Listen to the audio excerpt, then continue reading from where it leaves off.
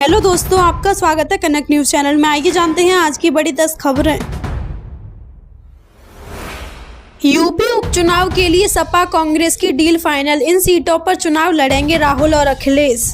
साल 2024 के लोकसभा चुनाव में सपा कांग्रेस गठबंधन ने शानदार प्रदर्शन किया था। इस चुनाव में सपा ने 37 सीटों पर जीत हासिल की, जो साल 2019 की तुलना में 32 सीट अधिक है। उत्तर प्रदेश की 10 विधानसभा सीटों पर होने वाले उपचुनाव के लिए बीजेपी पूरी ताकत लगाए हुए है। वहीं समाजवादी पार्टी और कांग्रेस के बीच भी डील फाइनल मानी जा रही है।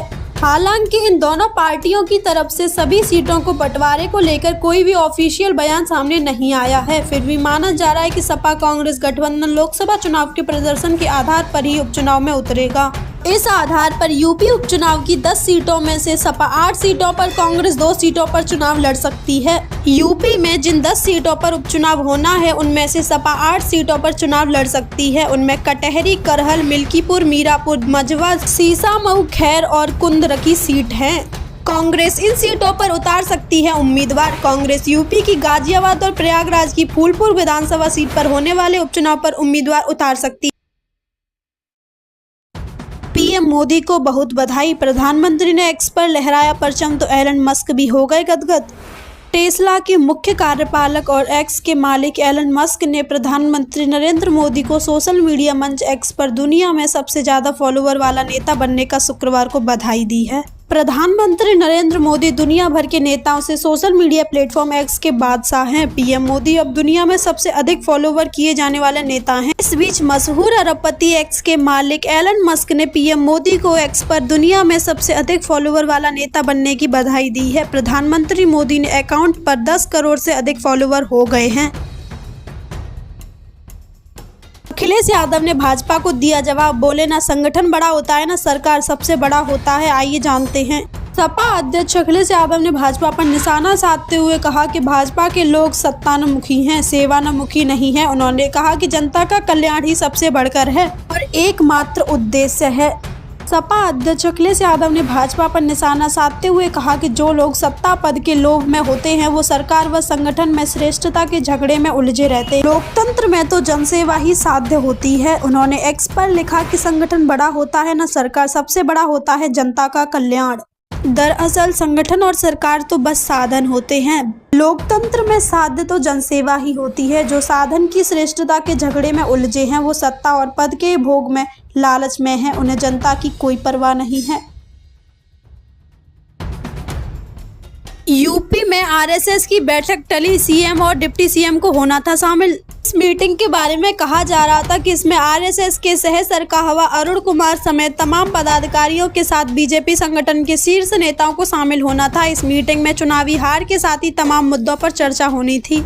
लोकसभा चुनाव 2024 में निराशाजनक प्रदर्शन की समीक्षा समेत तमाम मुद्दों को लेकर राष्ट्रीय स्वयंसेवक संघ और यूपी के बड़े नेताओं के बीच बैठक होनी थी, लेकिन बैठक के एक दिन पहले ही यह स्थगित कर दिया गया।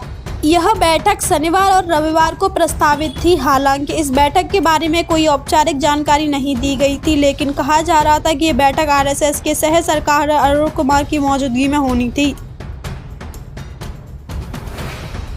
सर्वर ठप होने से थम गई कंप्यूटर की सांसें, जाने चीन और रूस इससे कैसे बच गए। दुनिया की सबसे बड़ी टेक्नोलॉजी कंपनी माइक्रोसॉफ्ट का क्लाउड कंप्यूटिंग सर्वर शुक्रवार को बंद हो गया। इसमें विंडोज सॉफ्टवेयर पर काम करने वाले दुनिया भर के तमाम आईटी सिस्टम, कंप्यूटर और लैपटॉप बंद हो गए और उनकी स्क्रीन ब्लू हो गई। इस ब्लू स्क्रीन को ब्लू स्क्रीन ऑफ डेथ भी कहते हैं, जिसमें ब्राउजर सिस्टम के क्रैश होने के बाद कंप्यूटर अपने आप रीस्टार्ट मोड में चला जाता है और ये घटना इतनी अप्रत्याशित होती है कि इसमें मृत्यु के समान ही माना जाता है और दुनिया में यही हुआ है।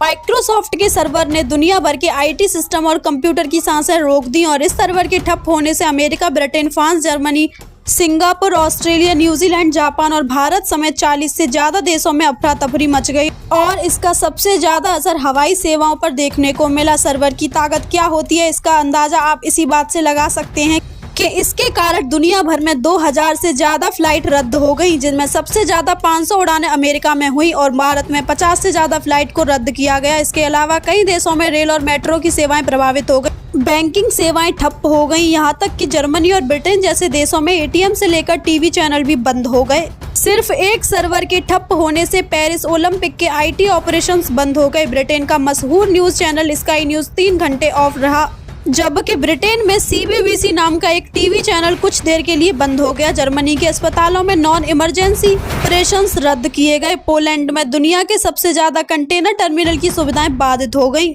हालांकि रूस और चीन की बहुत तारीफ हो रही है, क्योंकि इन दोनों देशों में संकट का कोई असर नहीं पड़ा और जिस चीन से कोरोना वायरस फैला था वो चीन टेक्नोलॉजी के कोरोना वायरस से बच गया है।